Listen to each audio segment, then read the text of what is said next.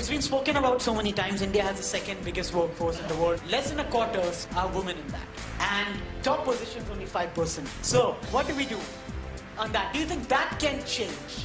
We want to know what kind of organization or what kind of sector will have maximum growth in the minimum time. That's $1 million question you asked, let me tell you that. A leader without respect of his own people, I think is no leader.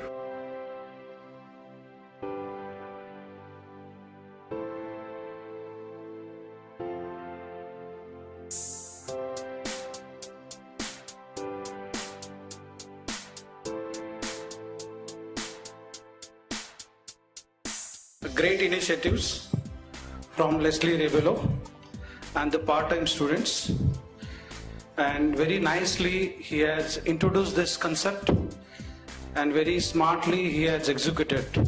So all credit goes to Leslie Rebello and the team which has involved in executing this activity. Research plays a very important role, especially in management studies. So normally research which applies into the practice to solve various problems, may be pertaining to the operational level, may be pertaining to the strategic level, may be pertaining to the tactical level. The output plays a very important role to apply this and solve the business problem. So whenever the applied research takes place, which is nothing but it is a problem oriented, action oriented and decision oriented. And what I observed from so many days, these people have taken the right kind of topics which is there on the leadership and doing excellent job. They are collecting primary data, analyzing it, and the outcome which will get out of this will definitely they will apply into the practice, and it will directly indirectly help us to solve the business problem. I wish you all the best. Thank you very much.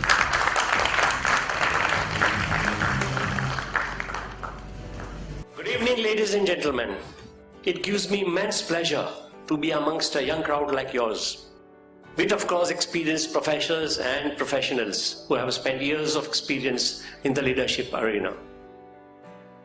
You are the future of this country, and this country today is blessed with young members who are dynamic, who are hunger to grow, and who will bring new dynamism and force into this country. With 50% of the people in this country below 30 years of age, I think we as seniors have to meet plans to meet the aspirations of these youngsters. And this is where leadership comes in. Talking about leadership, there are some three types of leaderships, as what I understand. One is an autocratic leadership. Demand-oriented, very demanding, task-oriented, things to be done his way. And he's a leader who actually wants to do everything yesterday. He can succeed, no doubt about it. But whether the organization can sustain the success over a long period of time becomes a question mark through this leadership. Then there is another leadership which is 180-degree opposite, abdicating type. Do whatever you want, don't come to me. If there is a problem, you have to face the problem, face the music. This leader takes all the credit for whatever good things happen through the work of people. And when something goes wrong, he goes into the blame game. I told you not to do this, you have done it, you have to be blamed, it's your funeral. And that's the end of that person's career. So that leadership also doesn't work beyond a certain limit.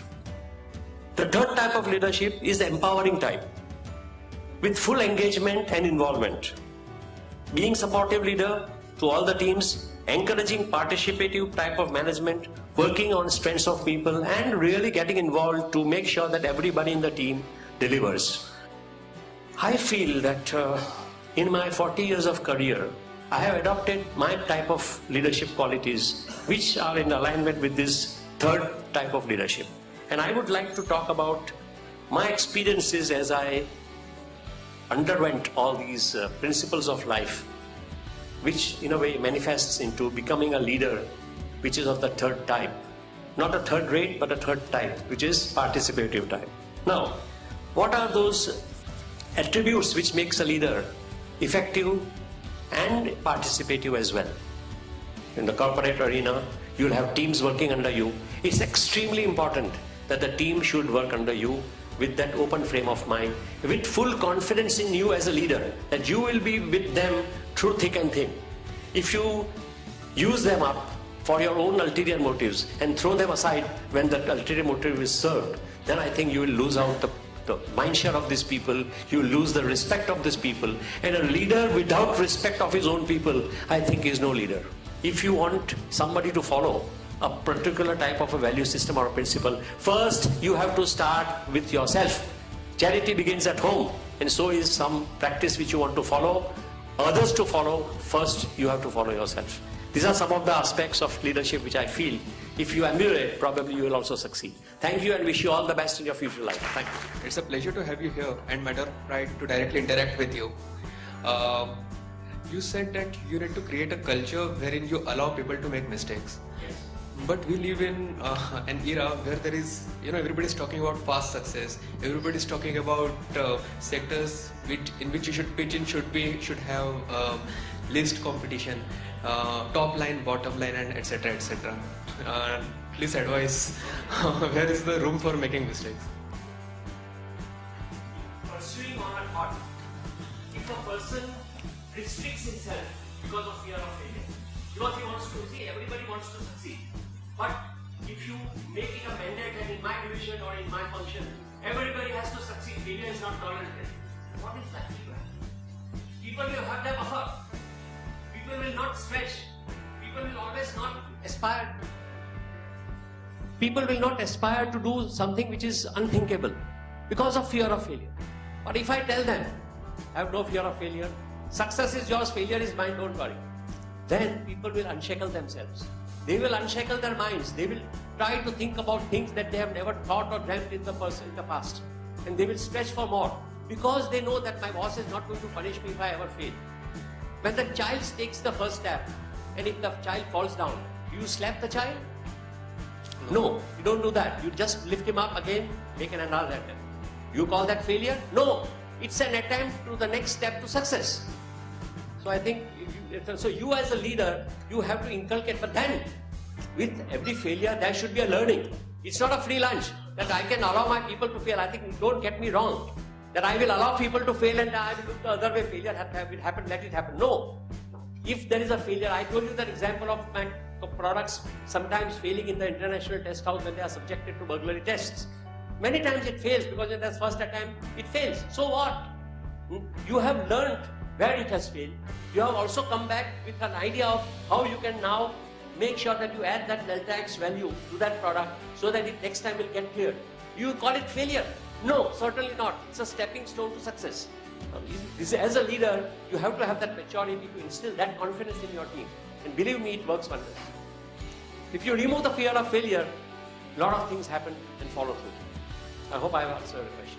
Right, sir. Thank you. Since you are talking about change, how do you deal with an organization which aggressively tries to change? So when they are trying different things, and a lot of the things are just, the spice of the month, it creates a level of instability amongst the employees or a little bit of resistance. Because when you're used to doing things, and I mean, when the change is good, obviously, but when the level of change is so rapid that it creates a level of frustration or a little level of instability or affects what is going on well, how do you deal with that? You have to sometimes act like a doctor. First time a person comes with a cough and cold, do you think you should administer antibiotic? No. First give him maybe a mild dose and then, so depending on the situation, you have to gradually, see, change cannot be fast. A change which is brought about in a jiffy like this, do it this way, I want you to change from tomorrow. If you say that, believe me, you are not a good leader. You are not an effective leader. Probably this type of a thing, forcing people to change, may work at some times, may work few times. It cannot be sustained. People cannot change. People are not machines that you do the setting on CNC and you punch it out and the machine will behave in a different way. Today it will do milling, tomorrow it will do some surface grinding. No way. It is a human mind that you have to change. So if you want a person to change his behavior, and if you want to attack his mind to change, unless his mind is made up, believe me, that person will never change. And the change can come only if the heart prompts to the mind to change. And therefore you have to make the entry to the heart. And therefore, you have to convince the person why the change is needed and do the change yourself. Unless you do that yourself and demonstrate, believe me, there is nothing like no leadership which cannot be demonstrated. No leadership quality can go strongly ahead unless you demonstrate it by actions. By words, nothing. You can just do nothing. I hope I have answered your question. It's a difficult question to answer, but but still, if you have some doubts, I can clear it further. Just and add on to what you're saying. How do you then deal with a lower management which works like this You have to on what they remove are, those blinkers managing? from them. Remove the blinkers. Don't tell a sweeper that you are sweeping. You are a sweeper. I tell a sweeper, you are having a very important position in this company. You are creating a clean atmosphere so that people can work in a very, very clean condition. And you are therefore creating a condition for people to work in a very motivated way. Look at the difference. First way sweeper will always sweep, adha kachra rahe gaya, so he will not bother. But when I tell him that you are, tell everybody, whether he is doing a mundane job like sweeping, that he also is a contributor to the progress of your entity. He is also an important part of that ownership.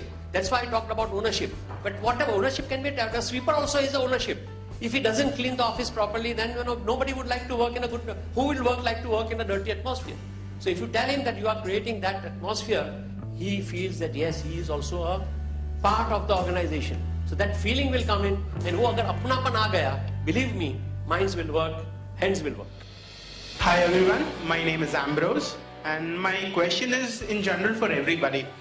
We all are from different backgrounds, basically our entire class. We want to know what kind of organization or what kind of sector will have maximum growth in the minimum time. That's $1 million question I've asked, let me tell you that. And secondly, first is that. And secondly, what one should opt for if he wants stability, growth, and power in the next 15 years. If he's willing to take if he's willing to do whatever it takes. Is that a typical question, Mr. Iyer, you face when you go for campus recruitments? You can take that one first. Ambrose, is this question on behalf of all the students? Actually, I'm the CR, so it's from everybody. Oh, so he's been pressurized to ask this one. So Okay, let's see. I'll answer your easier question. That's the second one. What do you look forward for anything? I mean, the only advice that I give is, as MBAs, do not put money before all. Yeah, that's the only solution that I have. While taking any kind of an offer, do not put money before all. Yeah. While on the clap. While talk about your first question, every business goes through a cycle. So today you may think infrastructure, which actually has less number of attrition compared to IT and banking, and that's why they see that, okay, my manager has left, so I can now grow as a manager in 3 years' time.